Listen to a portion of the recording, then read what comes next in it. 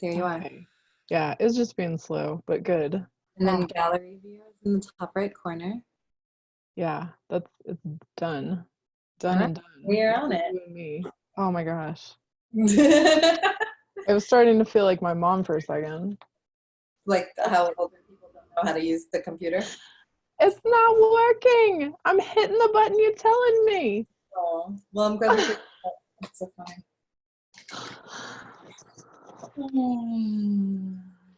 Oh, okay. Well, let's go ahead and get into it then. Okay. Um, so happy new moon Woo! today in Cancer. I think Yeah. that's a super big deal. And I can't remember. I'm pretty sure that every year there's always like two moons in the same sign, I think. And of course, 2020 is Cancer, which is like what is it? It's the North Node from the last year and a half. It's Yeah. been super big in the eclipses, and this is the very last new moon in Cancer, which I feel is a big closing out. I really do feel like it's a super big, this is your last chance. This is the last time I'm going to show this to you for you to either get it or not get it. So I think that that's kind of what this new moon in a Cancerian, in a nurturing way, is showing us. Mm. But I wanted to just talk to you because you're my friend and I love you and I love talking about spiritual stuff with you. You got me thinking now with everything you just said. I was like, what is that? So it's funny. Yeah. And I mean, we don't have to talk about, there's a lot of stuff that's been coming up. I know for me and for you, we've talked about what's been going on just in July in general. And July's not even over. So I think, do you know, so the new moon in Cancer right now is 28 degrees. And you know that Saturn is in 28 degrees of Capricorn. Oh, wow. So there is, and I wanted to talk to you about this divine masculine Mm-hmm. and feminine energy that's been going on, and the dualities and the differences, but also a lot of healing, because I also know that Chiron right now and Mars, I believe, are both activated in Aries, and That one I'm Chiron for sure. Yeah. and Chiron's in retrograde. That Chiron might be. Yeah, I don't know if Chiron's. Yeah, I think it might be. I'm not I sure. think Chiron's in it. So we have the wounded healer and Mr. Masculine himself, Mars. And I feel like that's touching on with Saturn in the 28th degree. It's touching on this like masculine energy. And I think it's really speaking to the divine masculine of like healing a lot of stuff. And even because how we think we all have the feminine and the masculine energies within ourselves. So whatever's been coming up with that, and I know in the past couple of weeks, I've gotten a lot of stuff downloaded, especially during sleep time. That's been coming up for me to heal about the generalization of masculine energy in our society right now, but also personally, like what my shadows are of this masculine energy, whether it's outwardly like masculine energy or something that I got from this society, but also like I think past life traumas of masculine energy that hasn't been totally to that divinity. And there's a lot of inner child work that the divine masculine, I feel like, needs to, like, in order to make it divine masculine, I feel like the men in our society or the people with more masculine energy really need to focus on healing. And I know the divine feminine has been doing this for years now of like trying to heal our own stuff. Yeah, I think it's both. I think there's a lot of pain on both sides. And it's interesting that you spoke to like, there's a masculine alignment right now with Chiron and also Saturn moon, would be a feminine, like the moon and Saturn don't, like the moon doesn't want to hang out with Saturn, I would say. No, yeah, like it's like totally mom and dad over here, and like the dad, like the strict Saturn dad. Right, exactly. So she would feel confined. So that those two planets being in opposition would be like a dampering of like the wild, beautiful moon, like, illumination, like effervescence of that quality of the feminine, It's like being pulled Mhm. down, not able to be seen in that freedom, in that like, ooh, sparkliness, being Totally. tempered, being tempered.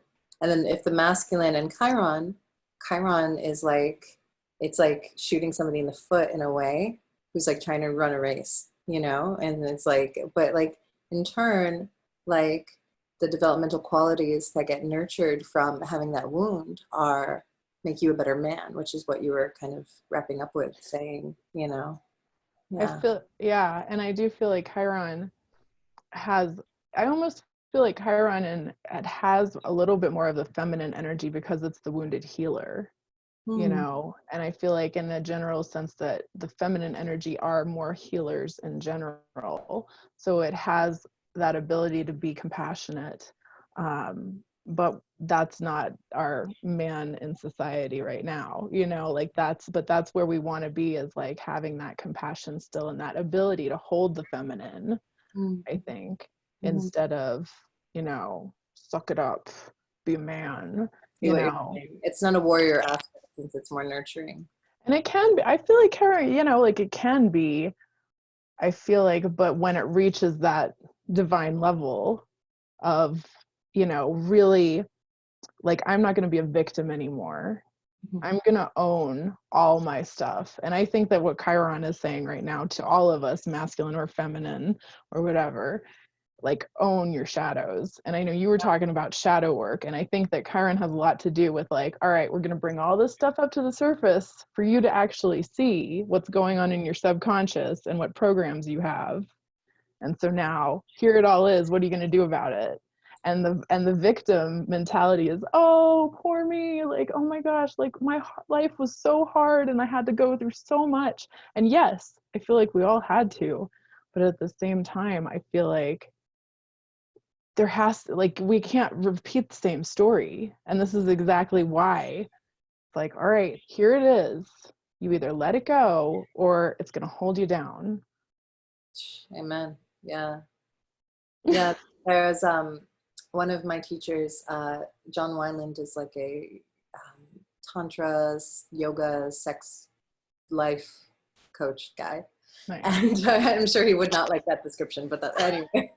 um, but I just saw a post of his today, and it was mirroring something that I got to speak to him about, actually, about me, where a woman, she didn't want to be seen as toxic.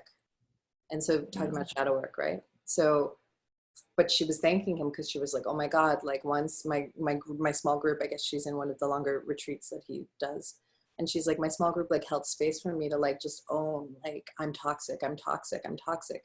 And then now I feel like I've actually, he described it energetically, which is why one of the reasons why I love working with him, because I love the energy. And he said, you actually dislodge those frequencies. And I think astrology transits, like certain astrology transits that we go through, do the same kind Mhm. of work on us. Like maybe you having these dreams and all of those things, like, is because there's a certain aspect that's like hitting you, so it's dislodging this from your subconscious psyche, right? And so Right. these patterns, and that's the other part of that, particularly that I thought about when you were speaking, is even if it's not specifically in your past life, if you're attuned to something that's in the collective energy that's healing, then like you being a light warrior, beacon of light, or light worker, whatever you want to call it, being roped into that, you will almost move through it like it's your own, when it's really you helping to transmute a collective energy. Yeah. And so these things that get dislodged from our gut, the more that we stop running from the, I, like he did it to me too, like I didn't want to be, what I, he was like reflecting back to me, I was like, I don't think that, but like then when you go into it, it's actually not that bad. And you can kind of see it all along, like whatever archetype it is that you happen to be wrestling with, you're like, oh, Yeah. I totally see where I got this from and where this makes sense. And but if it doesn't, if it's not conscious, it bubbles under the surface, Mm-hmm. kind of rules your life without you even like that's what the cool thing about shadow work is like once you acknowledge the shadow and like look at it, you merge with it. It doesn't have power over you. And but until you do that, it's like subtly just like messing with you, and like Yes. you're like walking all the things with this undercurrent without actually like knowing. And apparently we have thousands of them. Oh, Like it's that, ridiculous. yeah. It's like it's a lifelong practice. Yeah. Totally, completely. Because like, yeah, you think you're good, Yeah. and then like, but and you're like, serious? Like I thought that like I did all my inner child work, and I did the no. Because it's a school. We're in the school. Like That's this is true. how it happens. Like, Yeah. oh, you reached that level? Well, we're gonna take it up a notch then. But 100%. man, yeah, you totally the shadow work, and I think it's really funny because when I do the shadow work myself, the hardest thing is like the resistance of how much you don't want to see it. And Exactly. once you truly, I feel like, let go of that, like, I feel like the resistance is actually bigger than whatever you're trying to not see. And so once you break that resistance wall and you really just like energetically open up to being able to just feel it and make it pass through you and let it go, like it, yeah, I feel like the resistance, and I even, it's in my notes, was the resistance, because I think that's such a big part of becoming a lighter being, becoming, because you can hold more light from a point of no resistance. So the more that you can attune yourself, I feel like, to notice when your body tightens. And I was even like, I was gonna say like drinking coffee sometimes. Like I didn't even tell you this. I stopped drinking coffee. It's been a Yeah, week. I have Oh too my in the last gosh. several weeks. Yeah. I mean, I I have have some. to get rid of all my t-shirts that say I love coffee. I love you more than coffee. I love coffee more Yeah. than you. I was like, damn. Well, but yeah, so I mean, I mean, and just little things like that where I was like, I'm getting jittery and like I don't feel right and all of Right. this stuff, and just tuning into your body when you watch the news. I tell a lot of people this all the time. I'm Yeah. like be aware of your body when you are watching the news. How much is too much, and when do you start getting squirmy in your body?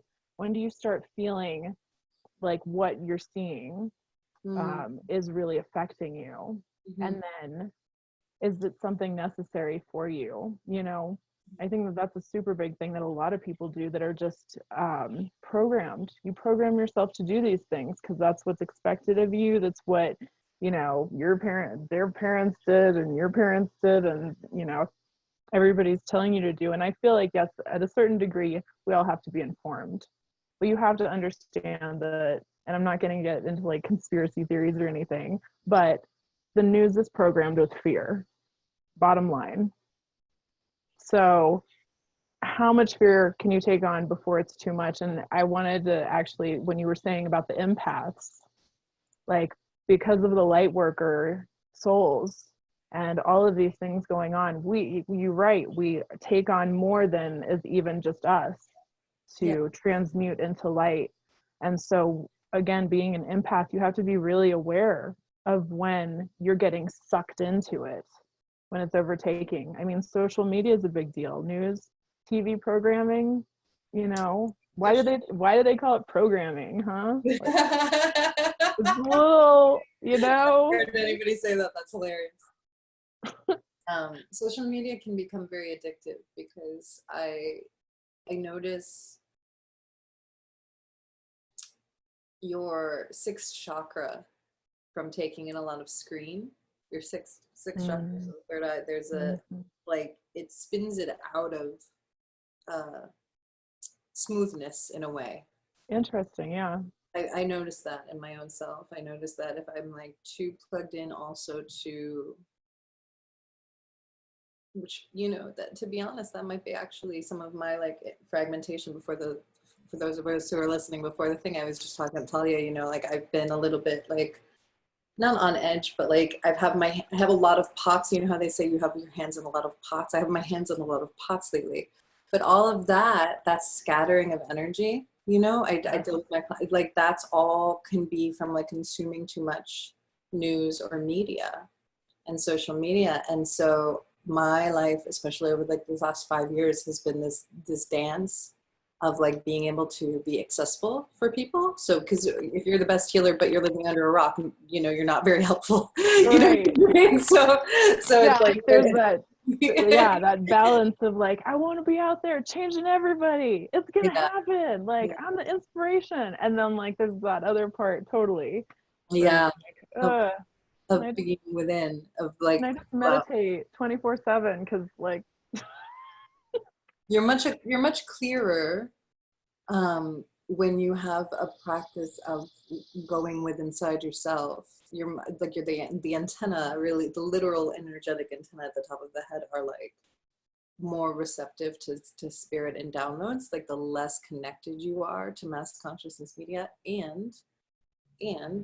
um what a beautiful gift it is that I, especially in times of quarantine, have so many communities and so many people and so many healers and so many light workers and so many fellow facilitators that like to reach out to consume their content, to understand what's going on, to contribute my voice to their things. I mean, what we're doing right now, right? So all of this it's a balance. It's a very important balance and discernment of when your frequency shifts out of your own inner attunement, own it like out of tune, and bringing that back.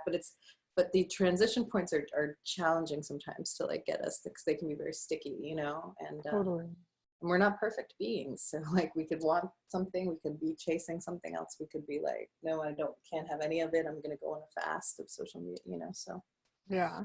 yeah. No, I think that that makes so much sense. And I wanted to point out there was something else you said that is really big right now. I feel like I know I have to do a lot of inner child work on myself and programming. And I've been realizing, like, quitting coffee is gigantic for me. I mean, it might sound really stupid for some people, but like, this is my heroin. Yeah. So, um, What made you quit? um, my spirit guides told me. I mean, essentially, yeah, like I have one specific, very motherly spirit guide Mm-hmm. who was doing this, and I can't, like, yeah, I got put in my place. She's like, dude, if you wanna go to the next levels, like, there's some stuff that we got to talk about. And I was like, man, I don't want to, like, I'm drinking lots of water, She's like, no, like, that's not even, like, you're doing good on water, but yeah, there were some things. So I know, yeah, there's some coffee and just like managing my time, like you were saying. But I think that also has a lot for me to do with the caffeination of Mm-hmm. my neurosystem. There's a better word for that, but Nervous system. nervous system. Yeah. Yeah, it was just getting on overload, and I was having that unscattered energy. And I feel like, especially right now, it's super easy to get caught Mm-hmm. up in unscattered energy, because I feel like everybody's going. And if you're an empath and you tap into the collective, you're either going to be in fear or you're going to just feel super confused, and yeah, it's just trying to bring you back down. I feel like yeah, so I have my own personal stuff that I'm working on, and there were some dark shadows that came up that I need to, maybe like they've already kind of been worked out, but I kind of need to finalize some stuff on a conscious level after they've been worked out in my dream time. That's beautiful. But yeah, a lot of, and it was, we were talking about the divine masculine and feminine. I feel like I just have a lot of feminine energy already, but there was a lot of stuff that was coming up, of shadows that I didn't want to look at from my past, that I've been having to let go of, that I did, like, you think that they're not there, like you barely even have memories of this stuff. And Sure. like, you don't want to go like, my 20s were 20s. And like there was a lot of experimentation and a lot of trying to understand yourself and not really knowing yourself.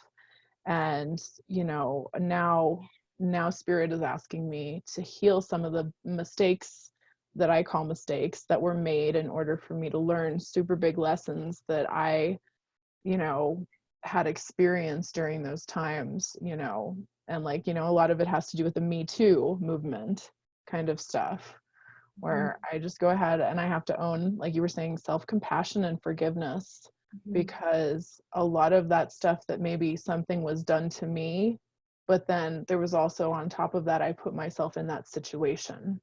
Yeah. So I'm at fault for it too. And I didn't realize how much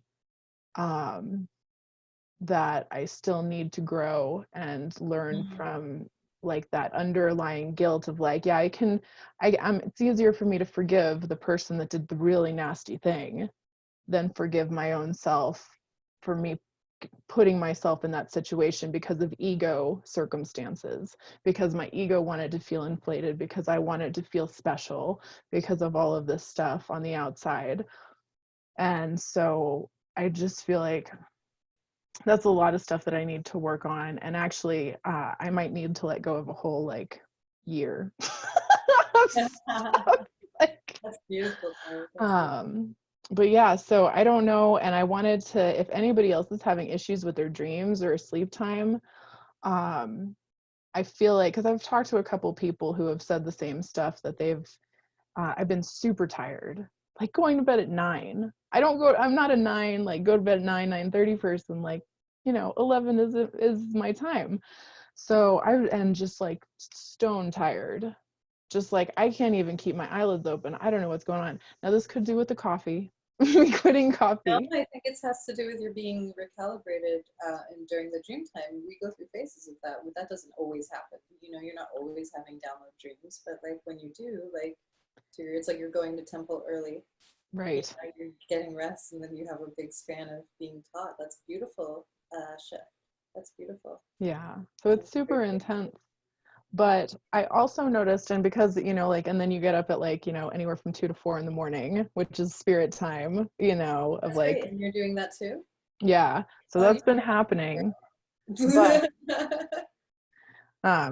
and so, but what happens is like I even checked in one time at like 3:30 in the morning, and I went back to sleep, and I do this thing where I am in the center of my head, in the control space in the center of your sixth chakra. And I just wanted to check in there to see what was going on. There were so many people in the center of my headspace. I was like, clear out, people. Whoa.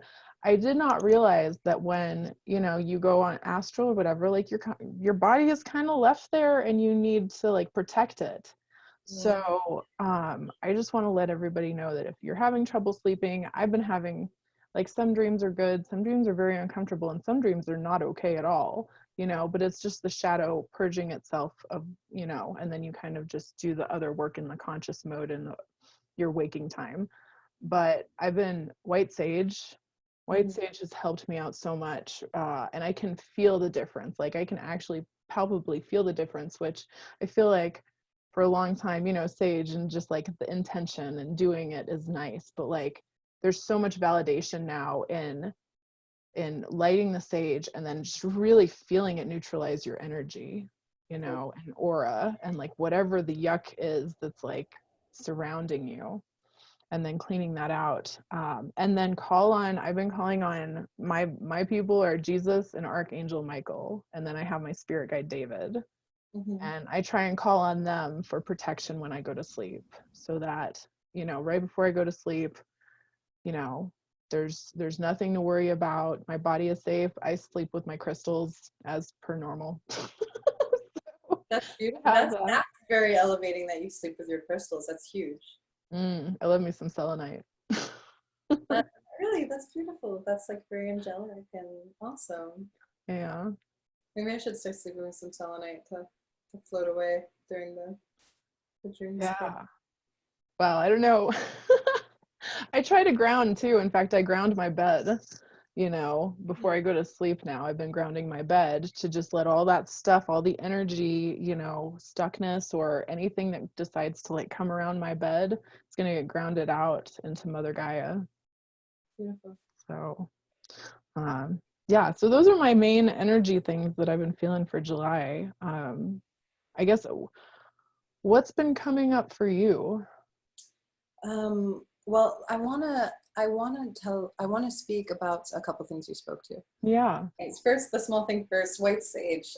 A lot of people who I know in the collective space right now, there's a lot about appropriation, right? And Mhm. I've read a couple things that people are speaking about how white sage,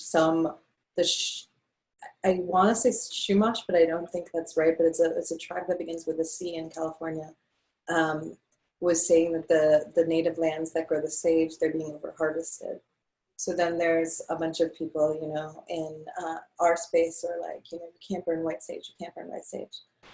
For me, white sage personally, and like I may not be Native American of bloodline in this lifetime particular, Right.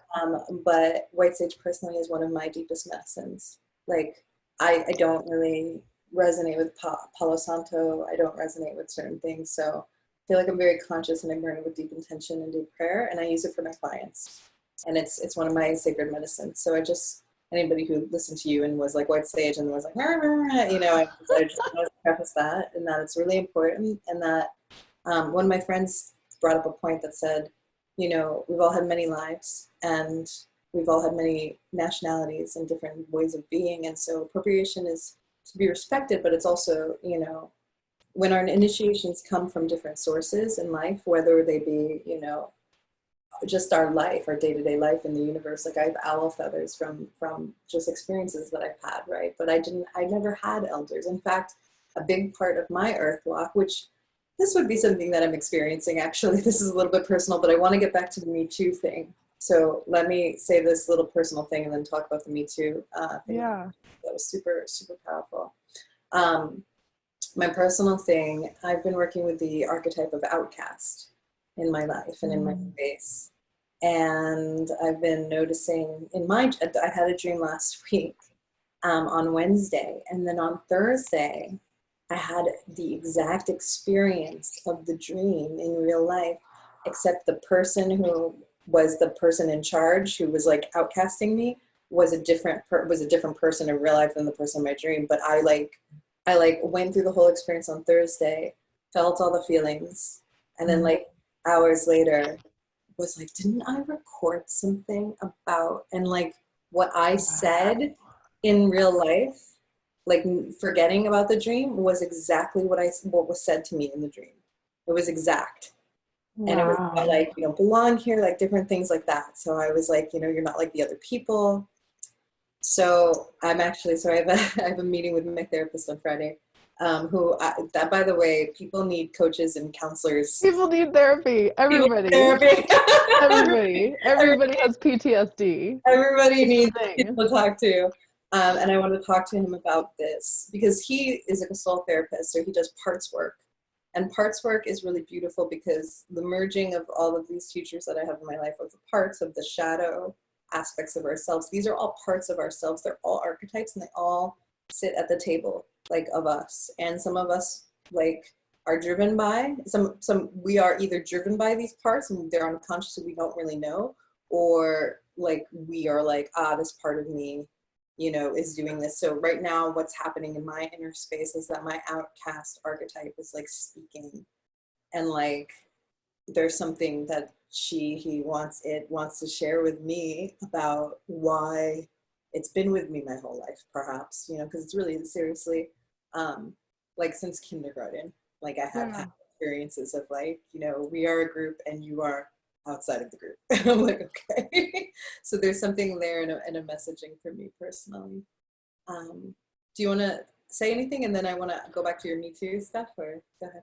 Well, I feel like that's part of the outcast and the sense of loneliness and the sense of isolation. Um, I feel like that is part of the programming to keep us down. Yeah. And I'm going to say us as in anybody who wants to bring light, anybody that is really here to hold space, which light workers, way showers, whatever you want to call yourselves. But the beings of light that are here, I think we signed up for a journey that is we're not going to get a guru. We're not going to get somebody outside of ourselves because we decided to put it all in here. Yep. So we already have the knowledge that we need to remember in order to activate the codes that are encoded in us so that we can do our purpose here. But we're not going to get, I don't feel like, and it sucks because I feel like I totally get this whole aloneness, because you're like, all you want is like somebody to like teach you the way to do the thing that you can do so you can do the thing like really good. Like, somebody give me a certificate so I can get this done, and like teach me how to do it. And I feel like we decided beforehand that it's not going to be like this, that we are going to create this new earth. Yeah. And we are going to remember from Lemurian, Atlantean times what we need to do in order to reset and get back on the track of light, get back on the track of using technology for good, using all of these sources, all of these resources that we have now, like understanding free energy and how energy is everywhere. And yet we pay for it, and like there's so many people that I see now that are light workers that are getting activated, but are also having that initial, I'm alone in this, even their partner, even the closest person to them, and you still somehow feel alone. Mm-hmm. And yeah, I mean, I felt it. I mean, school was hard. I School. think the particular vibration, if you resonate with being a star seed also, Yeah. there's Yes. not a lot there. You can be new age and you can be a light worker, but to have an intergalactic consciousness, to feel like you actually come from a star system or a frequency that is beyond this terrestrial world, whether you've had many incarnations here or not, Right. I think that there's a certain sense of aloneness encoded in that. And I also think that there's a certain sense of ancientness encoded in that. And there's something about that, like, existential quality of, like, nihilistic.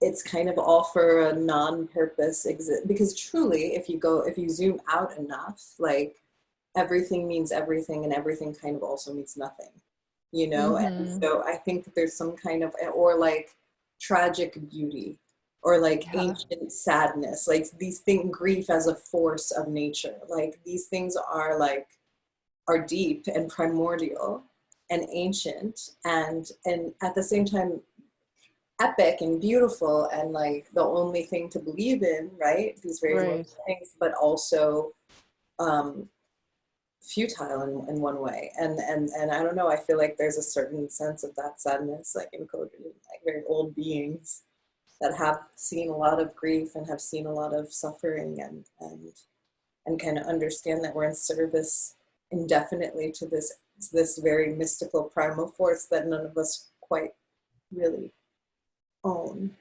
or Right. understand. Yeah. Well, that we all kind of have a part of too. Yeah. But I had a I actually had a breakdown a couple weeks ago about this. About like Oh, that's I not supposed to be literally there.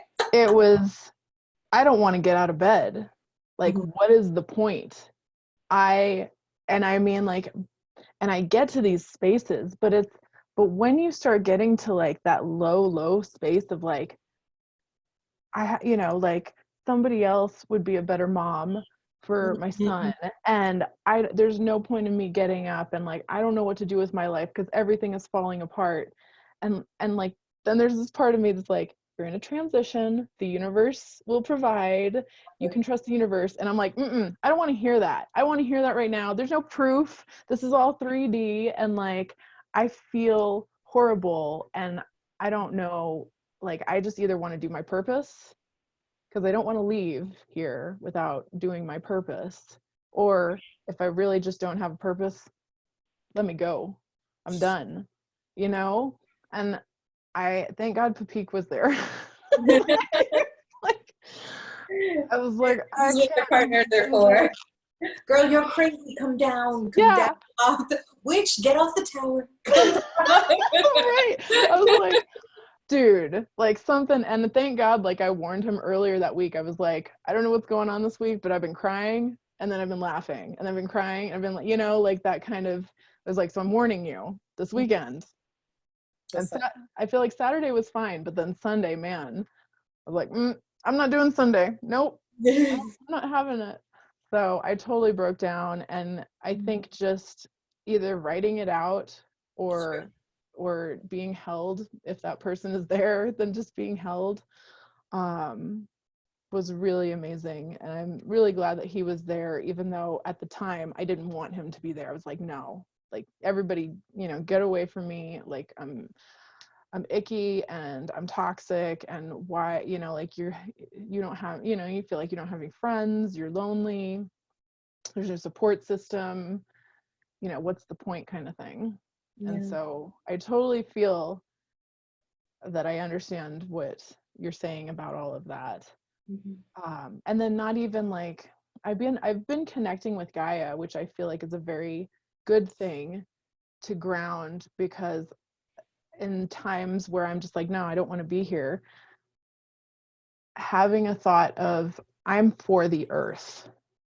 Like maybe people are crazy, maybe the energies are crazy, maybe you don't have a support system, but like, what are you really here for? You are here for the vibration, the higher frequencies and vibrations to be activated in Mother Earth.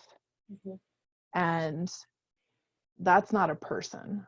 This is a planet. This is an immense, beautiful, gigantic, you can't even imagine, soul vibration. And so Gaia is kind of always the one that brings me back out of that, and my son, of course, like, and I'm a mom, so I got to get up and like do the stuff eventually. But knowing that there's that purpose of like, it's bigger than me, and I'm alone, but I also have a sense of I'm not working alone. Exactly. It's so hard though when you get into those, like, the nihilism and like the, oh my God. Well, let's talk about for a second. So circling back to the Me Too, because you spoke to like, so that would be my shadow aspect or whatever archetypal aspect that I'm working on right now consciously. And then for you, you talked about this stuff with Me Too, which is very prevalent in the collective at this moment. Yeah. Is it? I don't know. Nako Bear and both my teacher Kaipacha that's right. Yes. have allegations or had, well, Nako's were a little bit more extreme in the sense of professional and I think perhaps legal allegations against him, and about entertaining underage girls backstage, and like underage of 18 in that sense.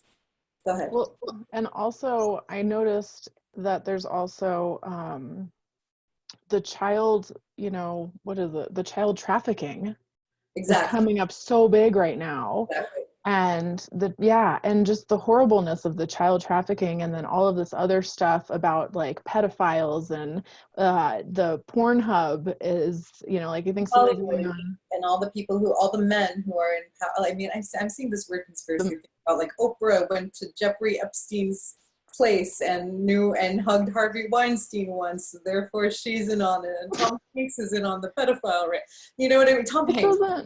Right. It's a little extreme. I don't know how much I buy all of that, but then they're like, yeah, that's celebrity culture and all of these things. There's one point though that I want to make, because Kaipacha he's not, I would like to say he's a close friend. He's not really a close friend, but I've gotten to be, I've had part of his tribe that make me feel close to him, if that makes sense.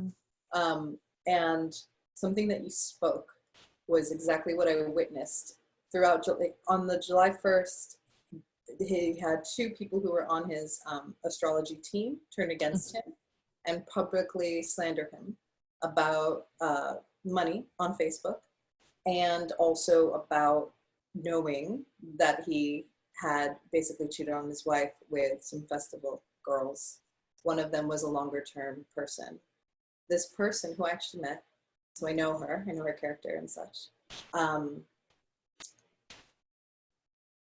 created a long, epic blog novel about their relationship and such like that. And after I took all of that, I extracted all of the everything from it. Everything. So here's what I want to say.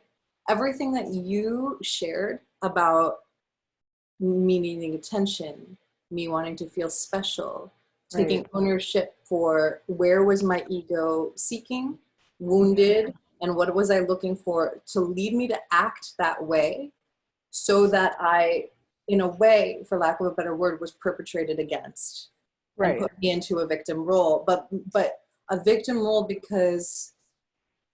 not because you were, well, I don't know your story, but in her story, she was not assaulted. She was like willingly showing up and having an affair with this guy, and then now saying, well, he was a teacher, so he shouldn't have done that. So that's not taking ownership and responsibility of all of those things that you just said, which I as a witness can fully see that. And a lot of people on Facebook that I was witnessing, and this is kind of my own beef lately about what's going on in the scene of activism, is a lot of people are using their anger, their interpersonal anger, or their want for gossip, or whatever it is. And I've been getting caught up in it a bit with my witnessing of it, which I need to pull my antenna back from, like we spoke earlier, to throw shade and to throw, like, this is not, you're victim shaming, you're doing, and on using the Me Too language, using the racial justice language, using all of or the social justice language about racism. This person's an ally, this person's a victim shamer. Like, these are social justice linguistic terms that when we are just using our anger and projecting it into a different context, it's really just an excuse to shout louder than somebody else. Yeah, I'm gonna point out, like, use it on yourself. That's the only person you're allowed to use it on, is yourself. Okay, I mean, I wouldn't, because that's a judgment. It's a perception. Like, we all have our different perspectives, we all have our different perspectives, as my friend Jessica used to say. And if you notice a shadow, like even in somebody else, where you almost want to accuse somebody, turn it around and mirror it back to you, because that's something within yourself. That's not the other person. That's something within yourself that you need to look at. And every time, like, I get pissed off at my boyfriend, I'm like, all right, I need a moment, because is it really him pissing me off, or is there something that, like, I need to work out? And like, he knows when I'm like, all right, just give me a moment, and I like lock myself in the bathroom for 5 minutes or whatever. And I'm like, all right, what's really going on here? And sometimes I have to write it out, but a lot of times, like, I don't think we've ever really like fought, because I consciously I want to own myself. I want to own everything that's going on. That's the only way that you're going to be able to heal. So these people that are throwing stuff back and forth, that's not healing. That's projection. That's not helping. It's not helping. It's not helping. That sucks. And I'm witnessing it a lot, and doing it through the guise of spiritual righteousness. Like, I will say with my Me Too, like, they did their part too. Yeah. It's not. But I'm not saying this guy is blameless at all. Like, right. Totally, and I mean, everybody not. has their own wounds but and both, stories. But both take responsibility, and I thought you did that so beautifully. And I would actually encourage you to continue to do that. Like, because I was thinking when you were speaking, people need to hear, like, other women, other people, because of the Me Too language now. Yeah. People are absorbing, oh, well, then this is the truth, and what you're doing is that, like, you had a very conscious approach, like, what was my responsibility in that situation, and what was not my responsibility, and like that's a gem. People aren't doing that out there. People are just like, that I'm a woman, so I'm faultless in that sense, and they're all and that's not, like, the masculine feminine, like you were talking about, like, that's not ever going to bring balance and healing. No. Because it really does, in that it takes, not that I, you know, I'm with all respect to anybody who has suffered in that way, because I have not. So I'm not really 100% on all of those situations, but I do want us to not create victims where there are really equal responsibility to be shared, whether one person against another, you know, just really owning what brought Absolutely. space. Yeah. Because that's the Yeah. only thing that Taking, like is gonna heal, like I said. I mean, yeah. it's really crazy. And it's, oh, my battery's running low. We can start to wrap up then. Yeah, I guess so. But yeah, I mean, like that's the thing, is like own your stuff. Um, own your Own- stuff. That's And it. if we want to bring it back to the Cancer in the beginning, you know, Yes, the Cancer new moon. yeah, the Cancer new moon, my message of the Cancer new moon, one of my stories that I was given this morning was, I had some synchronicities that happened in my space today to tell me that I had made a wrong choice. If you believe in superstition, spiritual, like I'm getting signs from this and I'm getting signs from that, and so that means that you made a wrong choice.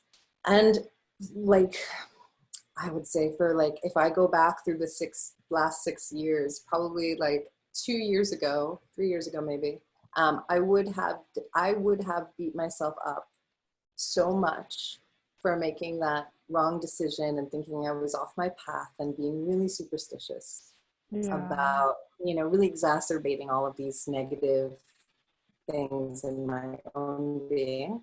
And instead, I was like, what can I do from here? And there's no going back, right? I've done that to myself so much over like the last 6 years. And I'm like, okay, today I will do better moving forward. That was a huge, huge shift for me. Practicing self-compassion and like understanding like that that's all you can do. Dude, because that's the box. That's the box that we put ourselves in when we don't forgive ourselves. I really do feel like self-forgiveness is, I want it to be bigger. I need it to, like, I wish that social media, like self-forgiveness, was more talked about instead of forgiving others. Because when you're forgiving others, you're really forgiving yourself as well for all of that stuff. But it has to come from a place of compassion and sincerity, I feel like, in order for that really to sink in. But there's so many people that I know that like have forgiven the person, but haven't forgiven themselves. And then, That goes to what we were just talking about with the Me Too and the shared responsibility. yeah. So own your shit so that you can forgive yourself, and then, you know, clear out that space for the light. Because that's what we need to hold right now is the light. That's essentially. I'm also reminded in A Course in Miracles, that's like if like you wanted, like A Course in Miracles, there's like 3 books I'm looking at the moment, bookshelf, and they're like big, giant, like textbooks. Yeah. But the main message is forgiveness. And thinking back to all the things we spoke about, like outcast behavior, like all these things, that shadows, everything that makes us feel, what is that called? Dissonant energy. If everything makes us, is that Adam? Yeah. Yeah. Everything that makes us feel dissonant energy, if we can forgive and like practice forgiveness to all of that, like then we'll be like a Buddha, like a Bodhisattva. Like if we're just bringing this consciousness of forgiveness, like deep, true, okay, you know, it Even makes what everything we've so much done to easier. like Mother Gaia, even what Oh we've done God, to the earth. I yeah. mean, if we can just forgive ourselves for that, and but really with Wow. sincerity and starting over and looking at our lives and looking, do we really need all of this stuff in our lives? Like, let go of some of this stuff so that we can get lighter. Cool. I listened to this thing from Alana Fairchild today, like a little app thing that she had, and it said, true power is releasing, versus most people think that power is gaining things. And I just, you want to come say hi as we close? No. Playing with his friends. Oh, okay. Okay, that's wonderful. So yeah, but the true power comes from all the things that we let go of. Yes. So all the things, like all, like you were telling me before the call, like all the little millions of to-dos and all the things that we think we need to go, and it's really just comes down to Course in Miracles. Spirit, where would you have me go? What would you have me do? What would you have me say and to whom? Because it gets, yeah, absolutely. It makes more room for the universe and spirit to actually guide you instead of you trying to control all the little things. So I'm reading the Surrender Experiment by Michael Singer right now. And I feel like, and I know we've talked about this, we can talk about this at another time as well, our 12th house stelliums, and how much surrender plays a part in being a 12th house person in astrology, and just like giving it up to the universe so that you can be that vessel. Just be like, all right, this happened and it seems like it sucks in the 3D reality, so what do you got for me, universe? Like, Absolutely. it was so good to talk to you. You too. Oh my gosh, I love you so much. I miss you so much. Oh, I love you too. Yeah. Well, do you want to do a shout out for all of the stuff that you do? Shout out Your to all my coaching. stuff. I'm just kidding. Do it. Shout out to all my things. So what do? I do vocal alchemy and embodiment work. And so I'm a coach. I'm a coach and a healer, and I use the voice to tone through the chakras and to create more space in the body, more energy, more lightness, more like multi-dimensional realization. A lot of my clients have like past life, excavations and attunements and nurturing and just bringing yourself into like a vessel, an aligned vessel energetically. So that work is, if you want to follow me on Instagram, that's the place where I'm most active. It's Michelle, Michelle, Infinity, Infinity. And if you just look up Michelle Infinity, I'm sure you'll find me. But my last name is Michelle Coutinho. It's a little harder to spell, and my website's michellecoutinho.com. So MicheLlecoutinho. That's it. Nice. All right. And yeah, so my name's Tahlya, and I'm in a band, and when all the stuff gets, I'll be doing shout outs like you just did. But for now, you can find me at Instagram at Priestess of Rock, and hopefully we'll be doing more videos and just spreading the light and helping people use tools and inspiring others. I would love this. Yeah, okay. Totally. Happy new moon in Cancer. Happy new moon. Yeah, maybe so. All right. Namaste, sister. Bye. Bye.